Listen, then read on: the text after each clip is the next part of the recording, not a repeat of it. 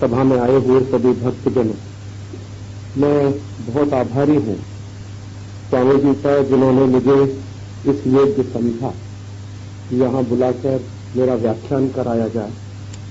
स्वामी जी के सभी शिष्यों का बहुत आभारी हूं जिन्होंने मुझे संपर्क किया और बहुत शीघ्रता में और बहुत जल्दी में ये कार्यक्रम बन सका।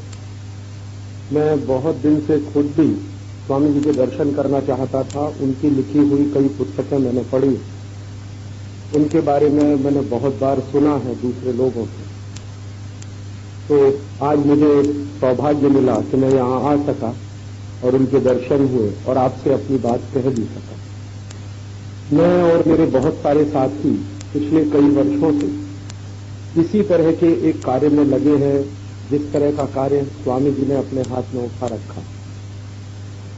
भारतीय संस्कृति का जो पतन हो रहा है और भारतीय संस्कृति में जो मूल्य रहे हैं, उनमें जो गिरावट आती जा रही है पिछले कई वर्षों से, उसको बचाने के कार्य में हम लोग लगे हुए हैं पिछले कई वर्षों से। भारतीय संस्कृति और सभ्यता के ऊपर पिछले 1000 वर्षों में बहुत तरह के विदेशी आक्रमण हुए।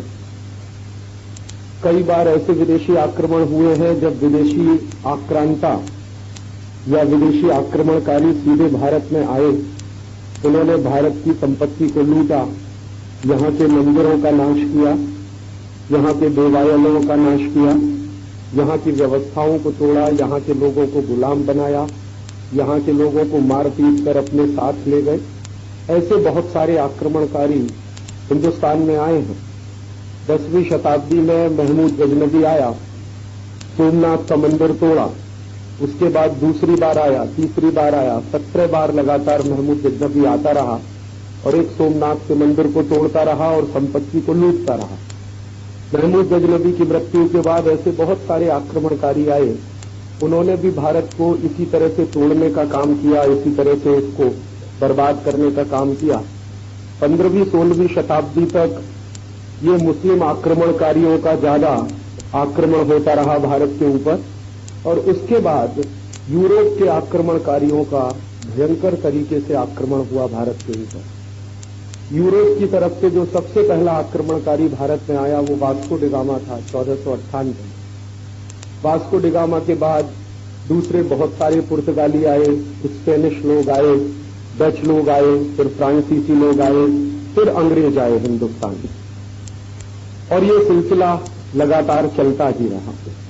कई बार मेरे मन में प्रश्न आता था कि ऐसा क्या था कि जो भारत के ही ऊपर इतने सारे विदेशी आक्रमण हुए, उसका कारण क्या है, उसका रहस्य क्या है, ये समझना चाहिए, जानना चाहिए। तो उस दृष्टि से भारतीय इतिहास का बहुत गहराई से अध्ययन करने की कोशिश मैंने की पिछले कई वर्षों में, और उस अध्ययन करने के दौरान बहुत सारे दस्तावेज भी इकट्ठे किए मैंने। कुछ 50,000 से ज्यादा दस्तावेज पिछले 10 वर्षों में मैंने और मेरे साथियों ने इकट्ठे किए हैं, और उनमें से काफी दस्तावेज विदेशों से लाने पड़े। लंदन नाम का एक शहर है इंग्लैंड में, वहां पर हिंदुस्तान की इतिहास की जानकारी देने वाले लाखों दस्तावेज रखे हुए हैं। लंदन में एक हाउस ऑफ कॉमन्स है, वहां की लोकसभा है। जैसे हमारे देश में दिल्ली में लोकसभा और राज्यसभा है, जिसको हम संसद कहते हैं, वैसे ही इंग्लैंड की भी संसद है, इंग्लैंड की भी एक लोकसभा है और राज्यसभा है। तो इंग्लैंड की लोकसभा को हाउस ऑफ कॉमन्स कहते हैं। तो वहां पर एक बहुत बड़ी लाइब्रेरी बनी हुई है, वहां पर एक बहुत बड़ा पुस्तकालय बनाया हुआ है। कई सौ साल पुराना है वो, 1000 साल पुराना है शायद। तो वहां हिंदुस्तान के बारे में लाखों दस्तावेज पड़े हुए हैं।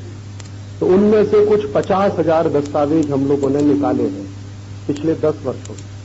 काफी पैसा इसमें हम लोगों ने खर्च किया, लेकिन हमें उसमें काफी सफलता मिली जब इन दस्तावेजों को हम निकाल कर लाए।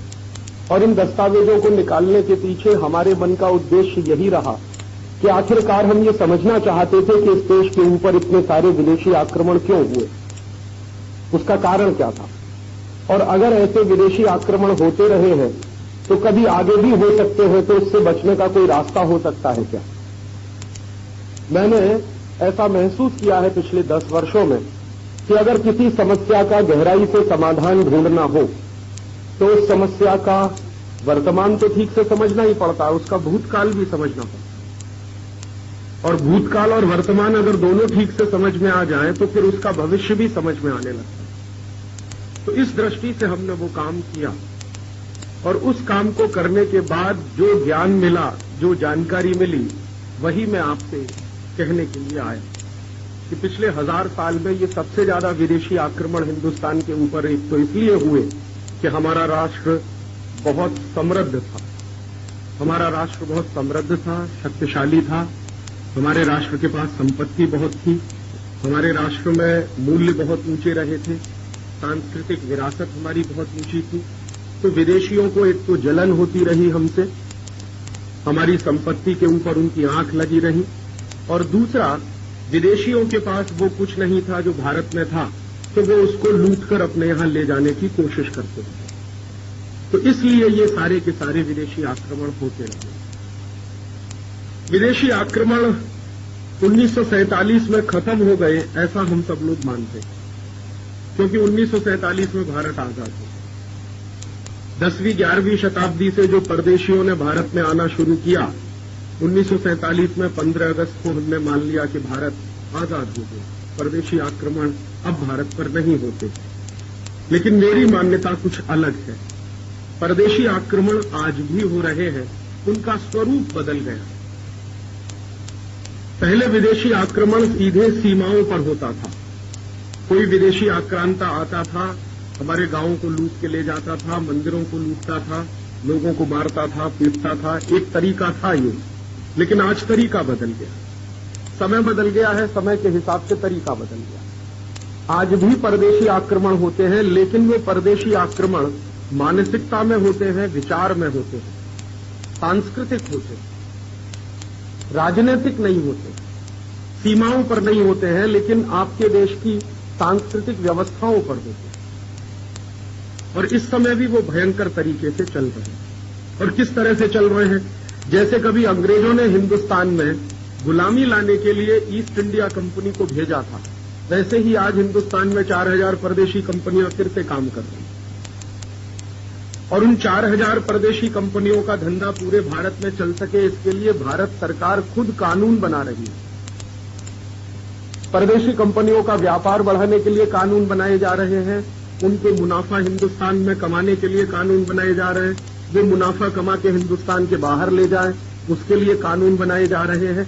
ऐसे बहुत सारे नियम कायदे कानून इस देश में बनाए जा रहे हैं। और इसी के साथ साथ जो बची हुई भारतीय संस्कृति है, उसको बर्बाद करने के लिए भी कानून बनाए जा रहे हैं। हमारे देश की काफी संस्कृति की बर्बादी तो पिछले 1000 साल में हुई है, लेकिन फिर भी भारतीय संस्कृति में कुछ ऐसे तत्व जिंदा रह गए हैं, कुछ ऐसे मूल्य जिंदा रह गए हैं जो सनातन है, जिनको मारना सबके बस की बात नहीं। लेकिन उन सनातन मूल्यों को भी हमेशा हमेशा के लिए खत्म कर दिया जाए और एक भारतीय समाज को ऐसा बना दिया जाए जो पूरी तरह से परदेशी संस्कृति आधारित हो जाए, उसकी कोशिश आज भी चाहिए।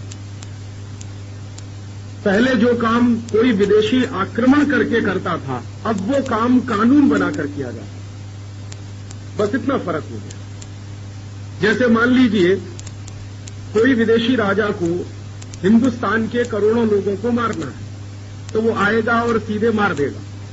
लेकिन आज किसी विदेशी कंपनी को हिंदुस्तान के लाखों लोगों को मारना हो, तो वो विदेशी कंपनी क्या करेगी? पहले हिंदुस्तान में कोई एक कारखाना लगाएगी, कारखाना लगाकर उसमें कोई ऐसी जहरीली गैस का उत्पादन करेगी, और एक दिन अचानक से उस जहरीली गैस का टैंकर फट जाएगा और उस जहरीली गैस के निकलने के कारण हजारों लाखों लोग मर जाएंगे। ऐसा हुआ था भोपाल में 1984 के साथ। एक अमरीकी कंपनी आई, उसका नाम है यूनियन कार्बाइड। उसने अपना एक कारखाना चलाया, उस कारखाने में जहरीली गैस बनती थी। एक दिन उन्होंने कहा कि जहरीली गैस जिसमें रखी जाती थी वो टैंकर फट गया और उसमें हजारों लोग, 10,000 लोग एक ही रात में मर गए और 5 लाख लोग बुरी तरह से प्रभावित हुए। तो अगर कोई विदेशी राजा आता और उन 10,000 लोगों को सीधे मारता, वो एक तरीका था। उन्होंने राजा को नहीं भेजकर अपनी एक कंपनी को भेज दिया और उस कंपनी ने 10,000 लोगों को मार दिया। बात तो वही हुई ना। तो पहले सरकार ने एक कानून बना दिया, कंपनी का कारखाना चलवा दिया उस कानून के आधार पर, बाद में उस कारखाने में घोटाला हो गया, टैंकर फट गया और उसके बाद 1000 लोग 10,000 लोग मर गए। तो ये तरीके बदल गए हैं। मारना पहले भी था, आज भी वो मारते। तो इस तरह के तरीकों को अगर हम समझ सकेंगे कि ये हो क्या रहा है हमारे देश में, तो शायद भविष्य में इनसे बाहर निकलने का रास्ता भी खोज सके। तो मेरी अपनी ऐसी मान्यता है, पिछले 10 वर्षों में जो समझ बनी है मेरी, कि अब जो कुछ होता है वो कानून बनाकर होता है। जैसे पहले आपकी कोई जेब काटेगा तो आप कहेंगे मेरी जेब कट रही है। अब सरकार आपकी जेब काटने का कानून बना देगी और तब आपकी जेब काटी जाएगी। तब आप ये नहीं कहेंगे कि जेब कट रही है, सरकार ये कहेगी हम तो कानून का पालन कर रहे हैं। अब उसमें आपकी जेब कट रही है तो कट गया। थोड़ी देर पहले जो भाई जी बोल रहे थे, एक मैं अंदर से सुन रहा था कि भारत सरकार ने गर्भपात के लिए कानून बना दिया। तो एक तरह के लीगैलिटी मिल गई ना। अब बिना पैदा हुए बच्चे को आप आसानी से मार सकते हैं क्योंकि उसका कानून बन गया। पहले कानून नहीं था तो उसको मारने में बहुत सामाजिक प्रश्न खड़े होते थे। अब नहीं है वो सामाजिक प्रश्न। अब तो सरकार बड़े आराम से कहती है कि एमटीपी एक्ट है, मेडिकल टर्मिनेशन फॉर प्रेगनेंसी, एक एक्ट बना दिया है। उस एक्ट के तहत हजारों लोग गर्भपात कराते हैं। सरकार कहती है कि हम तो कानून का पालन करते हैं। यही हो गया ना। सीधे आप उसको मारेंगे अगर किसी बच्चे को, तब तो वो हत्या हो जाएगी। लेकिन एमटीपी के एक्ट के तहत जब आप उसको मारेंगे तो सिर्फ गर्भपात रहेगा, हत्या नहीं मानते उसको। क्योंकि अगर उसको हत्या मानना शुरू कर दे तो फांसी की सजा हो जाएगी उसमें। तो जितने डॉक्टर ये एमटीपी कर रहे हैं ये सब फांसी के फंदे पर लटकाए जाएंगे। लेकिन सरकार ने क्या किया कि उसको कानून बना दिया तो बहुत सारे लोगों का उससे मुंह बंद हो। अगर बिना कानून बनाए ये खेल चलता तो शायद इसमें हंगामा बहुत हो जाता पूरे देश में। लेकिन अब वो कानून बनाकर चलाते हैं तो व्यवस्था तो वैसी ही चलती है जैसे कभी अंग्रेजों के जमाने में चलती आज भी। तो मैं यही आपसे कहना चाहता हूं कि ये भारतीय संस्कृति के जो जिंदा मूल्य हैं उन्हीं को नष्ट करने की लगातार साजिश पिछले कई वर्षों से चल रही है। भारतीय संस्कृति का जो सबसे गहरा मूल्य मेरे समझ में आया है पिछले 10 वर्षों में वो अहिंसा का और बहुत सनातन है। और बहुत सनातन है। क्यों सनातन है? मैंने मेरे बचपन से सीखा इसको। मेरी मां को मैंने कई बार देखा जब वो झाड़ू लगाती थी घर की सफाई करने के लिए, तो वो इसका ध्यान रखती थी कि कोई चींटी झाड़ू के नीचे ना आए। एक बार मेरी मां को मैंने कहा कि तुम ऐसा क्यों करती हो, चींटी अगर मर जाती है तो क्या फर्क पड़ता है? तो उसने कहा पाप लगता। मैंने फिर मेरी मां से इससे ज्यादा पूछने की कोशिश की कि ये पाप क्या होता है, पुण्य क्या होता है। तो उसकी जितनी समझ थी उसने मुझे बताया। लेकिन आज मेरी समझ जो बनी है तो कुछ इस तरह की है कि चींटी को हम इसलिए नहीं मारते कि पाप लगता है, उससे भी गहरी एक दूसरी बात है। हम सब हिंदू लोग पुनर्जन्म में विश्वास करते। मैंने हिंदुस्तान पूरा देखा और हिंदुस्तान में रहने वाले जो भी लोग हैं जो भारतीय संस्कृति को मानते हैं, जो सनातनता में विश्वास करते हैं, मैंने उनसे एक ही बात पूछी है कि आप मुझे कोई एक ऐसा मूल्य बताओ जो कहीं विदेश में माना नहीं जाता। तो जो पढ़े लिखे लोग हैं जो समझते हैं विदेश को और भारत को, वो कहते हैं कि राजीव भाई पुनर्जन्म किसी दूसरे देश में नहीं माना जाता। अमेरिका में और यूरोप में पुनर्जन्म नहीं मानते। माने ये क्रिश्चियनिटी और इस्लाम में पुनर्जन्म की कल्पना नहीं है। ये जो क्रिश्चियन धर्म है और ये जो इस्लाम धर्म है, इन दोनों धर्मों में पुनर्जन्म की कोई कल्पना नहीं है। दुनिया में एक ही धर्म है, हिंदू धर्म, जिसमें पुनर्जन्म की कल्पना, और एक जन्म की नहीं, करोड़ों जन्म की कल्पना। तो हम चूंकि पुनर्जन्म की कल्पना में विश्वास करते हैं, इसका अर्थ क्या हुआ?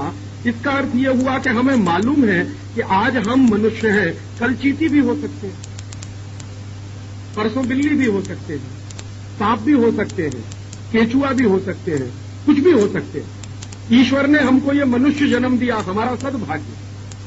लेकिन योनियां तो बहुत सारी हैं, करोड़ों योनियां हैं, हमें उनमें से किसी दूसरे में भी जन्म मिल सकता है। तो हो सकता है पुनर्जन्म में हम कभी चींटी रहे हों या अगले जन्म में हम चींटी हो जाए।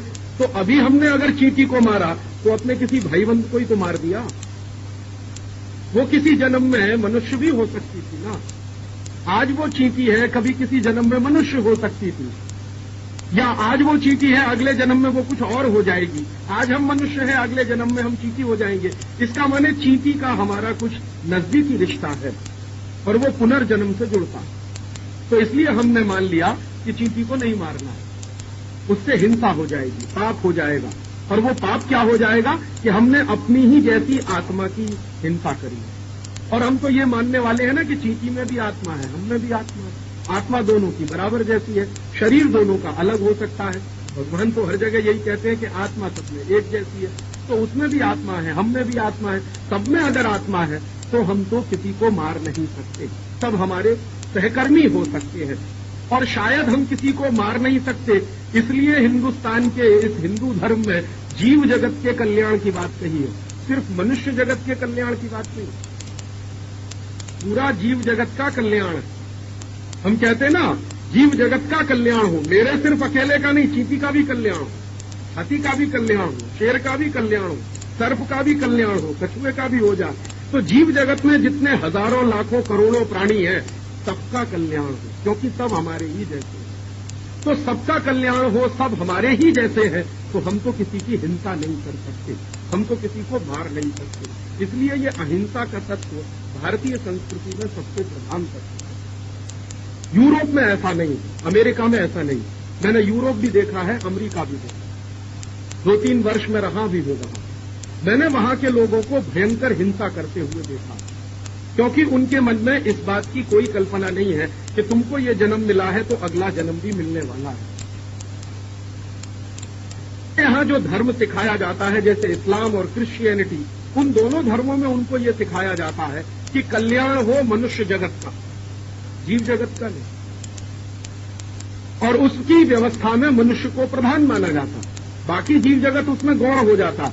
तो मनुष्य प्रधान है, बाकी जीव जगत गौण है, तो वो गाय काट के भी खा लेते हैं, बैल काट के भी खा लेते हैं, घोड़े का मांस भी खा लेते हैं, सुअर का मांस भी खा लेते हैं, वो लोग तो कुत्ते का मांस भी खा लेते हैं, बहुत सारे। हाँ, यूरोप में कुत्तों का मांस खा लेते हैं, गाय बैल बकरी का तो खाते ही हैं, कुत्तों का भी मांस खा लेते हैं। उनको कुछ लगता ही नहीं है, उनको नहीं लगता कि मैं जो मांस खा रहा हूं वो मेरे ही जैसे किसी भाई का। परेशान मत होइए, वो आपको कोई नुकसान नहीं करेगी। संस्कृति का दर्शन है और यूरोप की संस्कृति का दर्शन है, इसमें बड़ा भारी फर्क है और यही फर्क हमको समझना चाहिए। अब इस फर्क को मैंने बताने की इसलिए कोशिश की कि अब मैं जो मूल विषय पर आ रहा हूं, गर्भपात पर या गो हत्या के सवाल पर, वो यहां से जुड़ता कि हमारे यहां गो हत्या क्यों नहीं हो सकती, यूरोप में क्यों हो सकती है। क्योंकि हमने तो माना है कि गाय में भी आत्मा है, हम में भी आत्मा है, इसलिए तो हम उसको मार नहीं सकते। यूरोप ने तो माना ही नहीं है कि जानवरों में भी आत्मा होती है। वो तो कहते हैं जानवर तो ये सब हमारे लिए होते हैं, मनुष्य इनको काटकर भी खा सकता है, मनुष्य इनसे काम भी ले सकता है। तो इस्लाम ने ये सिखाया, ईसाईयत ने ये सिखाया, हमारे हिंदू धर्म ने हमको कुछ दूसरी बात सिखाई।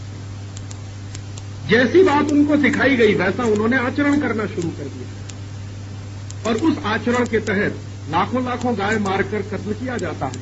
हॉलैंड में गाय का मांस खाया जाता है, ब्रिटेन में भी गाय का मांस खाया जाता है।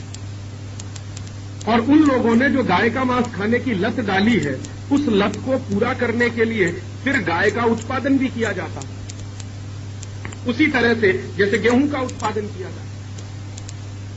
तो उनको गाय ऐसी चाहिए जिसमें मांस ज्यादा हो, क्योंकि खाना है ना उसको, तो बड़ी गाय बनाना शुरू कर दिया। देखते हैं ना आप, डच गाय आपने देखी होंगी, ब्रिटेन की गाय देखी होंगी, या होलिस्टियन गाय की जो आप कल्पना करते हैं, वो हमारी गऊ जैसी तो नहीं है ना, उससे बहुत अलग है। तो इसलिए उसको इतना बड़ा किया बायोटेक्नोलॉजी का इस्तेमाल करके कि ज्यादा मांस पैदा हो जाए, क्योंकि वो खाना है ना उसको, हम तो नहीं कर सकते ना, हमारे लिए तो वो पूज्य है, तो हमारे लिए उसके मांस का तो कोई महत्व ही नहीं है। तो ये चिंतन में नहीं आया हमारे, उनके चिंतन में लगातार यही आता। और फिर दुर्भाग्य हम सबका क्या हुआ कि जो गाय का मांस खाने वाले हैं वो हिंदुस्तान में आ गए 16वीं 17वीं शताब्दी में। डच लोग हिंदुस्तान में आ गए, पुर्तगाली हिंदुस्तान में आ गए, स्पेनिश लोग हिंदुस्तान में आ गए, अंग्रेज हिंदुस्तान में आ गए। तो वो जो कुछ विकृति उनके समाज में थी उसको साथ लेकर आ गए। और 1760 में जब अंग्रेजों की सरकार चलना शुरू हुई भारत में, तो उन्होंने अपने पेट की क्षुधापूर्ति करने के लिए गाय का कत्ल करवाने का आदेश दे दिया। 1760 में हिंदुस्तान में पहला कत्ल कारखाना खुला बंगाल में, कलकत्ता, जब रॉबर्ट क्लाइव बंगाल का नवाब था। उसने पहला गो मांस पैदा करने के लिए कत्ल कारखाना खोला। तो फिर गाय कटना शुरू हुई। धीरे धीरे गाय कटते कटते अंग्रेजों का पेट भरते भरते गाय की संख्या कम होने लगी।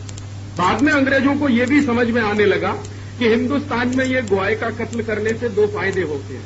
एक तो हमको मांस मिल जाता है खाने, दूसरा हिंदुस्तान की संस्कृति का भी सत्यानाश होता है। तो अंग्रेजों को तो हमारी संस्कृति का ही सत्यानाश करना था, गुलामी तो लानी ही थी, हमारी संस्कृति का भी सत्यानाश करना था। तो उस संस्कृति के सत्यानाश के लिए फिर उन्होंने गाय का कत्ल कटवाना और तेज किया। तीसरी बात उनको एक दिन और समझ में आ गई कि गाय हिंदुस्तान के पूरे कृषि अर्थव्यवस्था का केंद्र है।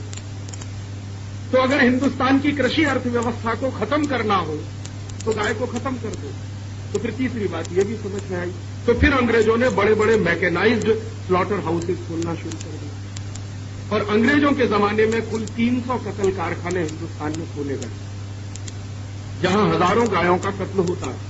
उनका मांस इंग्लैंड में जाता रहा। अंग्रेजों की फौज जो हिंदुस्तान में रहती थी वो भी उसी मांस को खाती रही। अंग्रेजों के समय में 1760 से लेकर 1947 तक के कुछ दस्तावेज मेरे पास है। वो हत्या जो अंग्रेजों ने की है हिंदुस्तान में, उसके बारे में कुछ 500 दस्तावेज मेरे पास है, 500, जो ब्रिटिश पार्लियामेंट से मैंने निकाले। उन दस्तावेजों को मैंने एक दिन सब साथ में रखकर एक जोड़ निकाला कि अंग्रेजों ने कुल कितनी गाय का कत्ल किया। तो 1760 से लेकर 1947 तक 48 करोड़ गोवंश का कत्ल किया।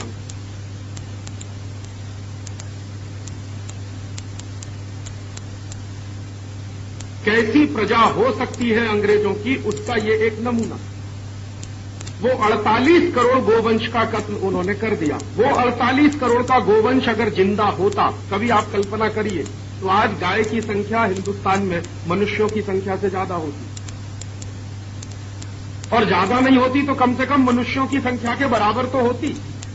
हम 100 करोड़ लोग हैं तो 100 करोड़ गाय होती इस देश में कम से कम, और 100 करोड़ लोग 100 करोड़ गाय होती तो हिंदुस्तान में बहुत कुछ गरीबी और बेकारी का प्रश्न हल हो गया होता। क्योंकि गाय दूध तो देती है, उस दूध से आप बहुत कुछ बना सकते हैं, उसकी बिक्री कर सकते हैं, अपनी जीविका चला सकते हैं। उसके बाद उसका गोबर भी निकलता है, उसमें लक्ष्मी बसती है, उसको खेत में डालकर अन्न पैदा करने के काम में ला सकते हैं। जो गोमूत्र निकलता है उसमें कई तरह के ऐसे अच्छे से अच्छे रासायनिक तत्व विद्यमान हैं जिनसे आप सैकड़ों किस्म की दवाएं बना सकते हैं। वो खेती के भी काम आ सकती है, मनुष्य के भी काम आ सकती है। 108 तरह की दवाएं तो मैंने खुद बनाकर प्रयोग करके देखी जो मनुष्य के काम आती है। अच्छी से अच्छी गहरी से गहरी बीमारियां दूर होती। डायबिटीज नाम की बीमारी किसी भी एलोपैथी के डॉक्टर के बस में नहीं है कि वो ठीक कर सके, लेकिन गोमूत्र में शक्ति है कि कितनी ही खतरनाक डायबिटीज हो ठीक हो जाती है 3 महीने में, 4 महीने। अर्थराइटिस की बीमारी एलोपैथी के किसी डॉक्टर के पास उसका कोई इलाज नहीं है। गोलियां देकर आपको थोड़ी देर के लिए दर्द बंद करा देगा, लेकिन जब जाड़ा आएगा फिर दर्द शुरू हो जाएगा। गोमूत्र में इतनी शक्ति है कि अर्थराइटिस को हमेशा के लिए खत्म कर देगा। ऐसी जो सबसे खतरनाक बीमारियां मानी जाती हैं जिनका इलाज एलोपैथी में भी नहीं है, वो गोमूत्र में है। तो गाय तो सब तरह का आर्थिक व्यवस्थापन चलाने का केंद्र बिंदु रहा है इस देश में हजारों साल से, सनातन वर्ष से।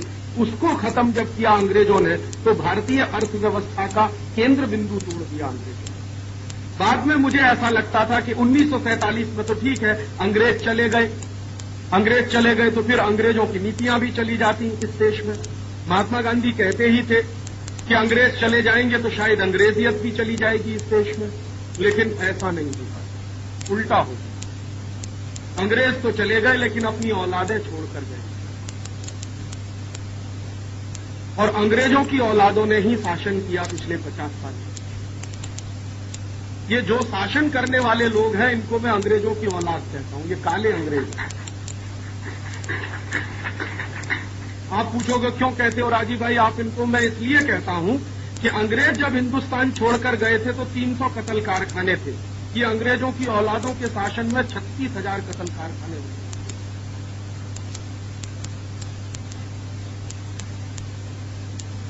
और रोज एक सरकारी फरमान आता है, कोई एक नया कत्ल कारखाना खुल जाता है रोज। पिछले 50 साल में आजादी के बाद 300 से बढ़कर कत्ल कारखानों की संख्या 36,000 हो गई और उनमें करीब 3,500 कत्ल कारखाने तो इतने बड़े हैं जहां एक एक दिन में 5,000 से लेकर 10,000 पशु कटते एक।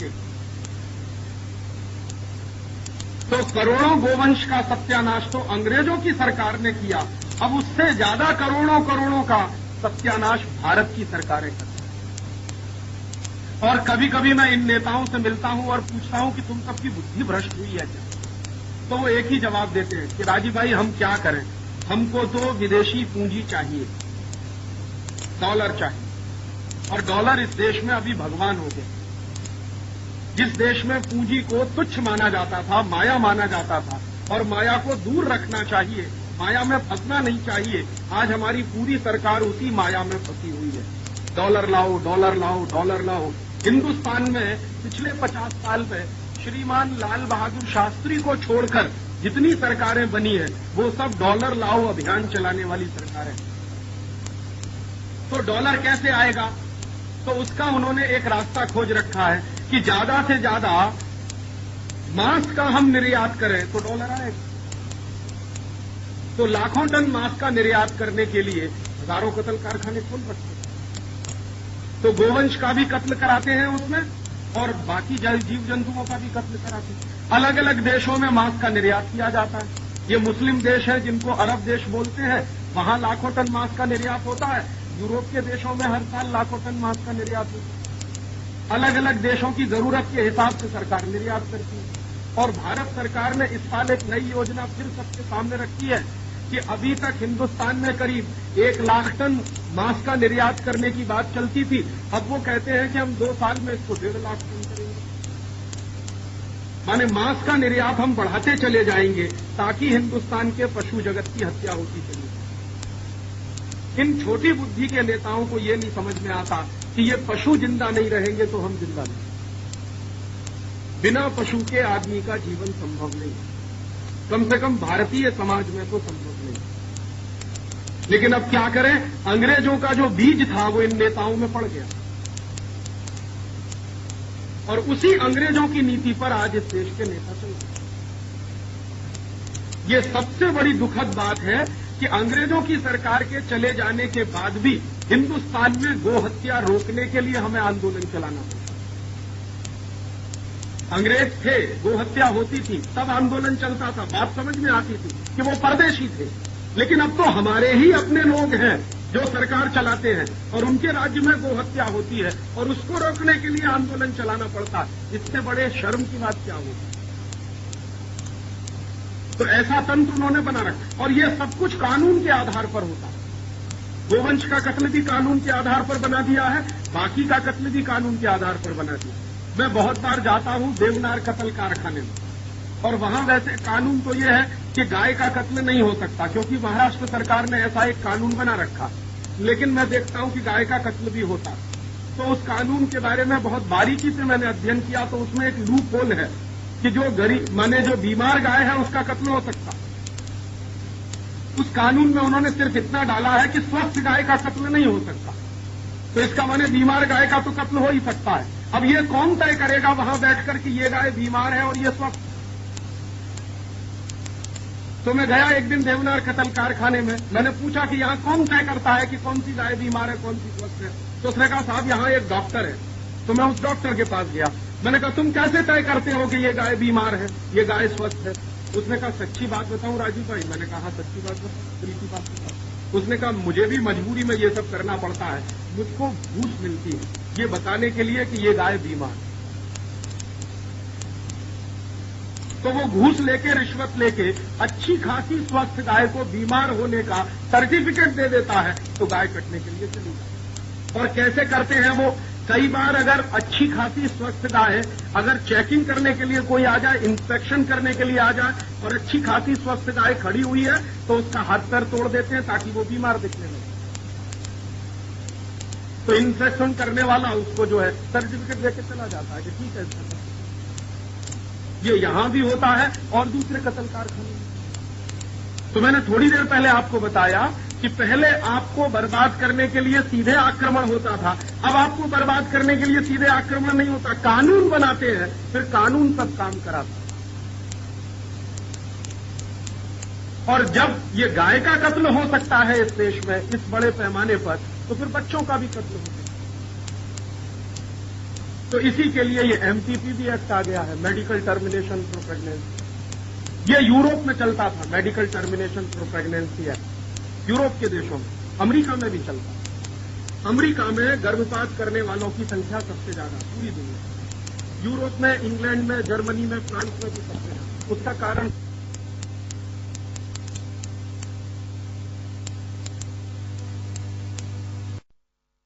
अमेरिका में भी चलता है।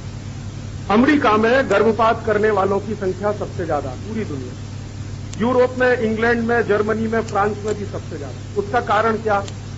उसका कारण सबसे बड़ा ये है कि वहां बिना शादी के बहुत सारे बच्चे पैदा होते हैं।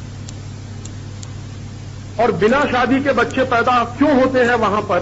उसका सबसे बड़ा कारण यह है कि वहां परिवार नाम की कोई चीज नहीं। हिंदुस्तान में रहते हुए और फ्रांस में रहते हुए जो मुझे सबसे बड़ी चीज महसूस हुई, यूरोप के और भी देशों में रहते हुए मुझे जो सबसे बड़ी चीज महसूस हुई कि वहां परिवार नहीं होता है, बाकी सब होता है। वहां परिवार ही होता है, बाकी कुछ हो या ना हो। तो हमारे यहां चूंकि परिवार की कल्पना है ना, तो परिवार तो समाज में से निकलता है। तो फिर पारिवारिकता को चलाने के लिए समाज ने बहुत सारे नियम बना रखे हैं। उनमें से एक नियम है वर्जना का, संयम का, कि जब तक आपका परिवार ना बसे तब तक आप शारीरिक संबंधों से बचें। माने शारीरिक संबंध तभी इस देश में करने की आपको परमिशन दी जाती है जब आप गृहस्थ हो जाएं। बाकी तो ब्रह्मचारी ही रहना पड़ता है जीवन। ब्रह्मचारी माने संयम का जीवन बिताना पड़ता है। यूरोप में तो ऐसा नहीं होता, वहां तो 11-12 साल की लड़कियां मां बनती हैं। आप सुन के आश्चर्य करें। मैं एक बार डेनमार्क नाम के देश में था, 1991 के साल की बात है। तो डेनमार्क की संसद में बड़ी बहस चल रही थी उस समय, और बहस ये चल रही थी कि लड़कियों को मां बनने की सबसे कम उम्र क्या रखी जाए। ये बहस चल रही थी डेनमार्क की संसद। और वो 3 महीने बहस चलने के बाद उन्होंने फैसला किया कि सबसे कम उम्र में मां बनने की लड़की की क्षमता 14 साल में विकसित हो जाती है, तो 14 साल की उम्र को मां बनने की उम्र घोषित कर दिया जाए। तो वहां 14 साल की लड़की मां बन सकती है, लेकिन जरूरी नहीं है कि उसकी शादी हो गई हो। तो बिना शादी के मां बनती है तो फिर संकट आता है, बच्चे को पालेगी कैसे? तो या तो एबॉर्शन करो या तो अनाथ आश्रम में बच्चे को दान करो। तो परिवार नहीं होने से और पारिवारिकता नहीं होने से उन यूरोप के देशों में एक बहुत राक्षसी संस्कृति का विकास हुआ। और वो राक्षसी संस्कृति यही है कि या तो बच्चा पैदा होने मत दो, और अगर हो जाए तो उसको अनाथ आश्रम में दे आओ, क्योंकि पालना आपके लिए संभव नहीं है। और वहां क्या हुआ है, स्त्री और पुरुष सिर्फ शारीरिक संबंधों तक सीमित है, आत्मा की कोई बात नहीं होती है, क्योंकि वो मानते ही नहीं कि आत्मा होती भी है। हमारे यहां पति पत्नी का मिलन आत्मिक मिलन भी माना जाता है, उनके यहां तो सिर्फ शारीरिक होता। तो सिर्फ शरीर तक सीमित हो गया है वहां का पूरा समाज। तो ये शरीर से पैदा हुई समस्याएं हैं, और उन समस्याओं का समाधान ढूंढने के लिए उन्होंने एक और गलत रास्ता अपनाया है। उसमें से एक रास्ता है ये मेडिकल टर्मिनेशन फॉर प्रेगनेंसी। ये वहां से निकला यूरोप में और बड़े पैमाने पर प्रचारित हुआ, फिर धीरे धीरे हिंदुस्तान में भी आ गया। मैंने बताया ना कि हिंदुस्तान के नेता तो अंग्रेजों की औलादे हैं। उनको क्या लगता है जो अमेरिका में होता है वो हिंदुस्तान में भी होना चाहिए। जैसे ही वहां MTP एक्ट पारित हुआ, तभी से हिंदुस्तान के नेताओं ने चर्चा करना शुरू कर दिया कि हिंदुस्तान में भी इसको पारित करो। यूरोप के देशों में जैसे ही MTP एक्ट आया, उन्होंने भी कहना शुरू कर दिया कि इसको हिंदुस्तान में भी कराओ। तो करा दिया उन्होंने हिंदुस्तान। और अब हालत यह है कि जिस तरह से गोवंश का कत्ल हो रहा है, वैसे मनुष्य जाति का, नारी जाति का भी कत्ल। जगह जगह हॉस्पिटल्स खुल गए क्योंकि कानून बन गया। पहले कानून नहीं था तो चोरी छुपे होता होगा, कम पैमाने पर होता होगा। जैसे ही कानून बना तो बहुत बड़े पैमाने पर शुरू हो गया, और बाकायदा उसका विज्ञापन होता है, क्योंकि वो तो दुकान चलती है ना। जैसे कोई परचूनी की दुकान चलाता है कि तेल खरीद ले जाओ मेरी दुकान से, चावल खरीद ले जाओ मेरी दुकान से, गेहूं खरीद ले जाओ मेरी दुकान से, वैसे ही दुकान चल रही है गर्भपात की कि आओ मेरी दुकान पे गर्भपात करा के जाओ। और आप मुंबई में कभी घूमेंगे, मेरा खून जलता है जब मैं मुंबई जाता हूं, वहां की रेलगाड़ियों में स्टिकर लगाए जाते हैं बड़े बड़े कि आइए और 150 रुपए में छुटकारा पाइए, ये उस पर लिखा हो। और हमारे ये बेवकूफ नेताओं ने कानून कैसे बनाए हैं, कानून कुछ इस तरह के बनाए हैं कि हमारे देश में अगर कोई बच्चा पैदा हो जाए उसके बाद उसकी हत्या की जाए तो उसको तो कहते हैं हत्या, लेकिन पैदा होने के पहले मार दें तो उसको कहते हैं गर्भपात। हत्या तो दोनों, एक गर्भपात एक हत्या, ये कहते हैं हत्या तो दोनों है। सारे डॉक्टर जानते हैं दुनिया के कि 2-3 महीने के गर्भ ठहरने के बाद ही बच्चे में जान पड़ जाती है, तो आप उसको मार रहे हो तो हत्या ही कर रहे हो। लेकिन गर्भ के अंदर करे तो वो हत्या नहीं है, गर्भ के बाहर करे तो हत्या है। तो सारे डॉक्टर जो गर्भ के अंदर हत्या करते हैं वो हत्यारे नहीं कहलाते, वो डॉक्टर कहलाते। और उसी बच्चे को गर्भ के बाहर लाकर मारे तो उनको हत्यारा कहते। हत्यारे तो दोनों हैं, एक डिग्री होल्डर है, दूसरा सुपारी होल्डर है, इतना ही तो फर्क है ना। वो डिग्री लेकर हत्याएं करता है, दूसरा सुपारी लेकर करता है।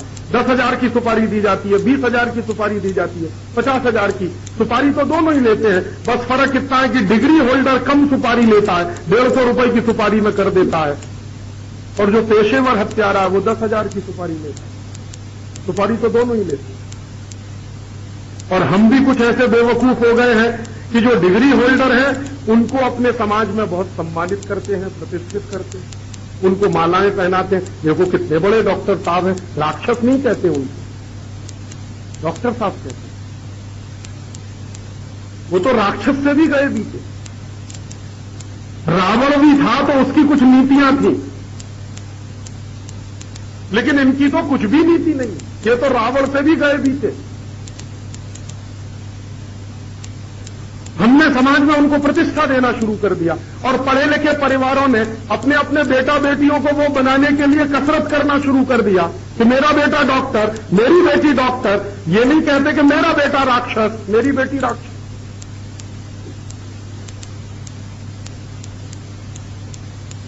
और शादी ब्याह होगा तो पहली चॉइस है डॉक्टर मिले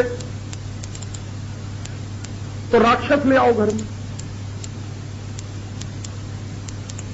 यही व्यवस्था चली ना, तो वो जो अंग्रेजों का बीज है हमारे भी दिमाग में घुस गया थोड़ा बहुत, और ये पढ़े लिखे हिंदुस्तानी के दिमाग में बहुत घुस, तो इससे उसकी प्रतिष्ठा बनती चली गई है। प्रतिष्ठा बनती चली गई है तो समाज उस पर उंगली नहीं उठाता। और एक ऐसा बड़ा भारी किचन बन चुका है, एक ऐसा बड़ा भारी षड्यंत्र जैसा बन चुका है कि हिंदुस्तान में ये एक बड़े पैमाने पर चलाओ, दो बड़े, और इन दोनों चीजों को कराने से गो हत्या होती रहे, जीव हत्या होती रहे, बच्चों की हत्या होती रहे, माने क्या है, हिंसा बढ़ती रहे।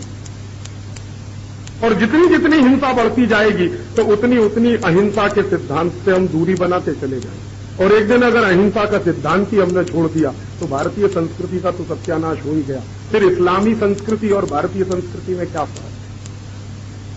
फिर इस्लामी के सारा साथ क्रिश्चियन संस्कृति और भारतीय संस्कृति में क्या फर्क? यही तो फर्क है जो सबसे बड़ा है कि हम अहिंसा में मानते हैं, वो हिंसा में मानते हैं। हम जीव जगत के कल्याण की बात करते हैं, वो सिर्फ मनुष्य जगत के कल्याण की बात करते हैं। तो षड्यंत्र क्या है? षड्यंत्र ये है कि इस भारतीय संस्कृति का सत्यानाश करो, इसका खात्मा करो। और ये षड्यंत्र 1000 साल से चल रहा है। महमूद गजनवी ने एक तरीके से चलाया, अंग्रेजों ने इसको दूसरे तरीके से चलाया, और अब हमारी सरकार इसको एक तीसरे तरीके से चलाए। और अगर हमको ये समझ में आ जाए कि ये षड्यंत्र किन किन तरीकों से चलाया जा रहा है, तब इससे लड़ने की बात भी समझ में आने लगी। तो सबसे बड़ी बात जो समझ में आ रही है कि ये भारतीय संस्कृति को बर्बाद करने के लिए किया जाने वाला षड्यंत्र है। उनका इंटरेस्ट क्या है भारतीय संस्कृति को बर्बाद करने का? वो चाहते हैं कि पूरी दुनिया ईसाई हो जाए। अभी 2 साल पहले पोप ने एक भाषण दिया था श्रीलंका में, तो उसमें उसने कहा कि 21वीं शताब्दी में हमारा सपना है कि सारी दुनिया में ईसाइयत का झंडा फहराया जाए। ये उनका सपना है। तो उसी सपने के आधार पर वो काम करते, उसी सपने के आधार पर वो सारी प्लानिंग करते। तो अगर उनकी ये कल्पना है और उनका सपना है कि पूरी दुनिया में ईसाइयत का झंडा फहराया जाए, तो इसका मानना बिल्कुल स्पष्ट है कि ईसाइयत के अलावा दूसरी कोई संस्कृति बचे नहीं पूरी दुनिया में। और अगर है दूसरी संस्कृतियां तो उनको नाश करो, उनका सत्यानाश करो। तो उसके लिए तरह तरह के तरीके अपनाओ। उनमें से ये कुछ तरीके अपनाए जा रहे हैं। ये गो हत्या नहीं हो रही है, भारतीय संस्कृति की हत्या हो। शिशु हत्या नहीं हो रही है, भारतीय संस्कृति की हत्या हो। तब अब हमको ये करना पड़ेगा, समझना पड़ेगा कि अब इससे बचने का उपाय क्या, इससे बाहर निकलने का उपाय क्या। मैंने आपको बताया कि ये जितने काम हो रहे हैं सब कानून बनाकर हो रहे हैं, तो हमको पूरी ताकत लगानी पड़ेगी इन कानूनों को बदलवाने के लिए। मान लीजिए एमटीपी एक्ट बना है तो ये रद्द होना चाहिए, हमें इसकी कोई जरूरत नहीं, भारतीय समाज में इसकी कोई जरूरत नहीं। और हम हमारे नौजवानों को समझा लेंगे कि वो संयम से रहेंगे। जरूरत ही नहीं पड़ेगी किसी को मेडिकल टर्मिनेशन कराने की। नौजवान हमारा संयम से रहना सीख जाएगा तो जरूरत क्या पड़ेगी हमको गर्भपात कराने की। इसलिए हमको कानून की जरूरत नहीं है। ये कानून की जरूरत यूरोप के लोगों को है, अमेरिका के लोगों को है, तो उनको बनाने दो। जरूरी नहीं है कि हम जो वो करेंगे हम वही करेंगे, हम तो उनके नकलची बंदर नहीं बनने वाले। तो हमको इस कानून की जरूरत नहीं, ये बात हमको कहनी पड़ेगी। और जहां भी बड़ी ताकत के साथ हम ये बात कहने की कोशिश कर सकेंगे तो शायद इसमें से बचकर निकलने का रास्ता निकलेगा। मैं ये काम करने जा रहा हूं 2-3 महीने के बाद। मैं सुप्रीम कोर्ट में एक बहुत बड़ा मुकदमा करने जा रहा हूं भारत सरकार के खिलाफ।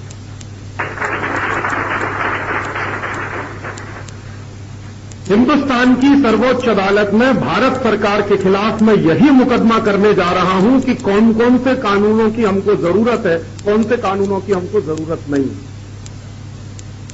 जैसे ये गाय की हत्या करने के लिए कानून बना रखा है, शिशुओं की हत्या करने के लिए कानून बना रखा है, ऐसे हिंदुस्तान की सरकार ने 3735 कानून बना रखे हैं जो भारतीय संस्कृति का सत्यानाश करते। ऐसे 3735 कानून है।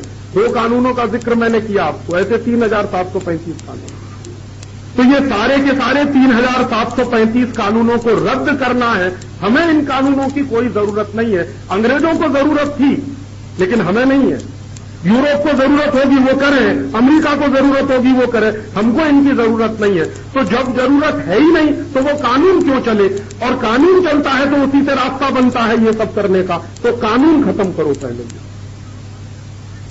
तो इसके लिए हम सुप्रीम कोर्ट में मुकदमा करने जा रहे हैं। शायद अगस्त-सितंबर तक हमारा मुकदमा होगा सुप्रीम कोर्ट में। लेकिन इस मुकदमे में ताकत पड़े और इस मुकदमे के बारे में सुप्रीम कोर्ट के जज को ये लगे कि ये कुछ ऐसा मामला है जिसमें करोड़ों हिंदुस्तान की जनता शामिल है। ये किसी एक राजीव दीक्षित का मामला नहीं है। मैं ऐसा चाहता हूं कि जिस दिन ये मुकदमा जाए तो हिंदुस्तान के उस जज को पता चल जाए कि ये मामला करोड़ों लोगों का है, माने करोड़ों लोग इसमें शामिल हैं। और ये बात हम उनको समझा सकें सुप्रीम कोर्ट वालों को, तो उसके लिए हमने क्या किया है कि 1 करोड़ लोगों से हस्ताक्षर लेकर उनका एफिडेविट सुप्रीम कोर्ट में लगाने का फैसला किया। अभी तक सुप्रीम कोर्ट में जितने मुकदमे होते हैं उसमें 1 पार्टी होती है या 2 पार्टी होती है, 1 व्यक्ति होता है, 2 व्यक्ति होता है। हम हिंदुस्तान के 1 करोड़ लोगों की तरफ से यह मुकदमा करने वाले। मैं अकेले भी कर सकता हूं, यह अधिकार मुझको है। हमारे देश के संविधान की व्यवस्था के अनुसार उसमें एक आर्टिकल नंबर 32 है जो मुझको व्यक्तिगत रूप से भी अधिकार देता है कि मैं भारत सरकार के खिलाफ ये केस कर सकता हूं। लेकिन मैंने सोचा कि मैं अकेले क्यों करूं, क्योंकि मेरे अकेले का मामला नहीं है, करोड़ों लोगों का मामला। और मैं अकेले गया तो जज इसको रद्द भी कर देगा। तो मैंने सोचा कि नहीं, मैं अकेले नहीं जाऊंगा, 1 करोड़ लोगों की तरफ से ये मुकदमे को लेकर। तो हिंदुस्तान के 1 करोड़ लोगों से आजकल हम हस्ताक्षर ले रहे हैं। अभी तक 30 लाख लोगों ने हमको हस्ताक्षर दे दिए, 70 लाख और दे देंगे अगले जुलाई अगस्त में। और जैसे ही 1 करोड़ की संख्या होगी वैसे ही हम वो मुकदमा करेंगे। और उस मुकदमे में जितनी ताकत बन पड़ेगी हम ये सिद्ध करेंगे कि कानून आदमी के लिए है, आदमी कानून के लिए नहीं। तुम कोई भी कानून बनाओगे तो पहले हमसे पूछकर, हमारी जरूरत है कि नहीं है, तभी तो कानून बनेगा ना। सरकार अपने मन से कैसे तय कर सकती है कि हमारे मन में जो आएगा वो कानून हम बनाएंगे? क्योंकि सरकार तो नौकर है हमारी, हम तो मालिक है सरकार के। सरकार तो हमारे वोट पर चुनी जाती है ना, तो नौकर है वो तो हमारे। नौकर मालिक से बिना पूछे कोई काम कर सकता है? तो ये सरकार बिना हमसे पूछे कैसे काम करेगी? तो इस आधार पर और हम जितने कानून हैं उनके बारे में सिद्ध करेंगे कि ये सारे के सारे कानून राष्ट्र विरोधी कानून है, भारतीय संस्कृति विरोधी कानून है, भारतीय जनता के रास्ते में रोड़े अटकाने वाले कानून है। हमारे देश का जो लॉ है, नेचुरल जस्टिस का जो प्राकृतिक नियम और प्राकृतिक न्याय का सिद्धांत है, उसके खिलाफ ये सारे के सारे कानून है। और ये बात अगर हम सिद्ध कर सके सुप्रीम कोर्ट में, तो फिर सुप्रीम कोर्ट इनमें से कई कानूनों को रद्द करने के बारे में गंभीरता से सोचे। और ये कानून अगर एक एक तरह से रद्द होते चले जाएं, तो रास्ता फिर थोड़ा थोड़ा खुलता चला जाएगा। ये लड़ाई का एक हिस्सा, पूरी लड़ाई ये नहीं है, लड़ाई का ये एक हिस्सा है। तो कानून को हटा लेंगे वहां से, लेकिन मानसिकता में जो बैठ गया है उसको भी हटाना पड़ेगा। हिंदुस्तान के पढ़े लिखे लोगों की मानसिकता में जो ये बैठ गई है ना चीज, कई साल के कानून बनने के बाद, इस मानसिकता में से भी इसको हटाना पड़ेगा। तो उसके लिए बड़े पैमाने पर हिंदुस्तान की जनता का जागरण करना होगा, हिंदुस्तान की जनता में चेतना लाने का काम करना होगा कि ये जो कुछ किया जा रहा है वो क्यों किया जा रहा है। नहीं तो कई बार क्या होता है कि हम कोई काम करने की कोशिश करेंगे, जनता का ही एक वर्ग खड़ा होकर कहेगा कि आप साहब ये क्यों करते हैं, इससे हमारी रोजी रोटी खत्म होगी। ये सब डॉक्टर हमारे खिलाफ चले जाएंगे कोर्ट में और कहेंगे आप तो हमारी दुकान बंद करा देंगे, दुकान बंद होगी तो हमारी जीविका कैसे चलेगी, जीविका नहीं चलेगी तो हमारा मौलिक अधिकार खत्म होगा। तो सुप्रीम कोर्ट में एक दूसरा मुकदमा लेके हमारे विरोधी आ जाएंगे। तो वो ऐसा ना कर सके, इसके लिए जनता में बड़े पैमाने पर जन जागरण करना होगा, ये दूसरा काम है। अब उस जन जागरण के लिए हमको प्रवक्ता चाहिए जो गांव गांव जा सके, गली गली जा सके, मोहल्ले मोहल्ले जा सके, लोगों को ये बात समझा सके। तो इसके लिए हम लोगों ने कुछ प्रवक्ताओं को तैयार करना शुरू किया है, लेकिन प्रवक्ता तैयार होने में समय लगता है। तो मैंने उसके लिए एक दूसरा रास्ता अपनाया, मैंने कुछ कैसेट बनाई है और वो कैसेट का लाखों की संख्या में प्रचार हो रहा है पूरे देश में, जन जागरण की स्थिति।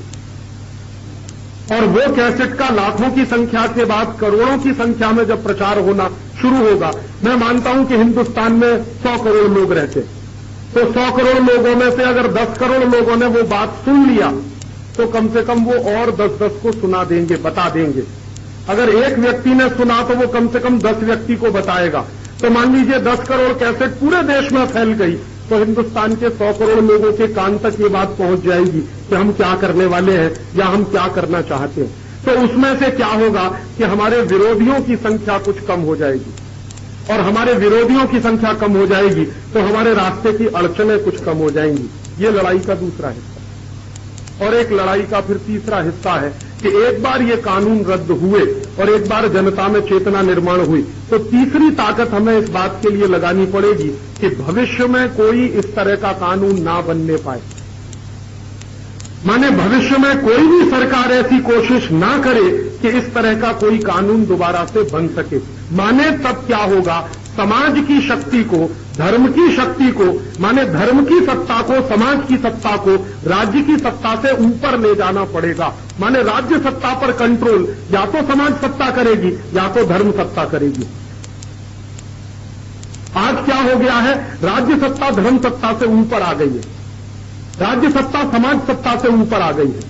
तो ये राज्य सत्ता को धर्म सत्ता के नीचे लाना है, वही उसकी जगह है। हमारे यहां धर्म सत्ता प्रमुख होती है, नीचे समाज सत्ता होती है, राज्य सत्ता तो उससे भी नीचे होती है। तो भारतीयता की जो संस्कृति रही है उसी के हिसाब से इस सत्ता को नीचे लाना।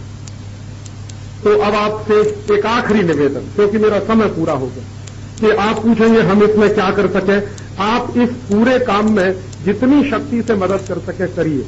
सबसे बड़ी मदद आप क्या कर सकते हैं जो सबसे आसान है, मैंने कहा कि हमको हिंदुस्तान के करोड़ों लोगों तक ये संदेश पहुंचाना। तो करोड़ों लोगों तक संदेश पहुंचाने के लिए एक राजीव दीक्षित काफी नहीं, ऐसे हमको 1000 राजीव दीक्षित बनाने। तो उनको बनाने की प्रक्रिया चल रही है। ऐसे मैंने अभी तक 18 प्रवक्ता बनाए मेरे जैसे, वो पूरे देश में घूम रहे हैं। गांव गांव घूम रहे हैं, प्रचार कर रहे हैं। धीरे धीरे उनकी संख्या और बढ़ रही है। तमिल में, तेलुगु में, कन्नड़ में, मलयालम में, दक्षिण की सारी भाषाओं में बात करने वाले प्रवक्ता तैयार हो गए। उत्तर की भाषा में बात करने वाले, पश्चिम भारत की भाषा में, गुजराती में, मराठी में बात करने वाले प्रवक्ता तैयार हो रहे हैं। तो एक तो प्रवक्ता तैयार करने, तो आप में से कभी भी किसी को लगे जो थोड़ा भी अच्छा बोलना जानता हो, जो बोल सकता हो किसी भी बात को अच्छे तरीके से, तो आप जरूर हमसे संपर्क करिए। तो हम क्या करते हैं, वक्ता बनाने के लिए शिविर लगाते हैं। हर साल में हम 3-4 ऐसे शिविर लगाते हैं 15-15 दिन के। तो इस बात को प्रभावशाली तरीके से जनता को कैसे समझाया, तो एक तो आप इसमें मदद करिए। आपके आजू बाजू कोई अच्छा वक्ता मिल जाए, अच्छा प्रवक्ता मिल जाए, उसको आप हमारे साथ तक मिला दीजिए, हमसे संपर्क करा दीजिए। दूसरा, आप क्या हमारी मदद कर सकते हैं, मैंने आपसे कहा कि हमने कैसेट बनाई है। वो कैसेट का जितने बड़े पैमाने पर प्रचार आप करने में मदद कर दें, उतनी जल्दी ये काम संभव होगा। क्योंकि कैसेट से बात जितनी जल्दी पहुंचेगी, शायद वक्ताओं के माध्यम से भी नहीं पहुंचेगी। मैं कुछ कैसेट अपने साथ लेके आया हूं, वहां बाहर स्टॉल पे रखी है। अगर आप उसको लेकर जाएं, अपने गली में, अपने मोहल्ले में, अपने गांव में ज्यादा से ज्यादा लोगों को सुनाएं, ज्यादा से ज्यादा लोगों को ये सब बातें बताएं, तो बहुत बड़े पैमाने पर ये वैचारिक क्रांति का दौर शुरू होगा। और एक तीसरा और आखिरी तरीका कि इन सब प्रश्नों पर गंभीरता से ताकत बनाने के लिए गांव गांव, नगर नगर, गली गली संगठन खड़े किए जाएं। इन प्रश्नों का हल ढूंढने के लिए, समाधान ढूंढने, कहीं तालुका स्तर का संगठन हो, तहसील स्तर का हो, गांव स्तर का हो, ग्राम पंचायत स्तर का हो, जिले स्तर का हो, प्रदेश स्तर का हो, राज्य स्तर का हो, तो जगह जगह बड़ी मात्रा में संगठन खड़े किए जाएं और उस संगठन में पूरा समय दान करने वाले लोगों की भर्ती की जाए। क्योंकि हमें 2-3 तरह के लोग चाहिए। एक तो ऐसे जो 24 घंटे यही काम करें, कुछ ऐसे भी लोग मिलेंगे जो जीवन में अपने बहुत सारे काम करेंगे, थोड़ा सा 2-3 घंटे का ये काम भी करेंगे। तो कुछ अल्प समयदानी और कुछ पूर्ण समयदानी हमको लोग चाहिए। तो पूर्ण समयदानी लोगों की भर्ती करनी है, अल्प समयदानी लोगों की भर्ती करनी है, और फिर तीसरे ऐसे लोग मिलेंगे जो धंधा करते होंगे, दुकान चलाते होंगे, व्यापार करते होंगे, लेकिन उनसे भी हम कहेंगे कि कम से कम 1 घंटा रोज का अपने जीवन का इस काम के लिए दान करो, समय दान करो। बड़े से बड़ा दान समय दान करो इस समय। तो ज्यादा से ज्यादा समयदानी लोग इस काम के लिए मिलने लगेंगे, तो शायद एक बहुत बड़े पैमाने पर ये काम हम कर सकेंगे। और एक अंतिम निवेदन के साथ मैं आपसे ये कह रहा हूं कि अगर हम सब लग जाएंगे संकल्प के साथ, तो इसको जरूर कर लेंगे। हिंदुस्तान की जनता में ऐसी संकल्प शक्ति है कि 200 साल, 250 साल की अंग्रेजों की गुलामी को उखाड़ के फेंक दिया इसी जनता ने।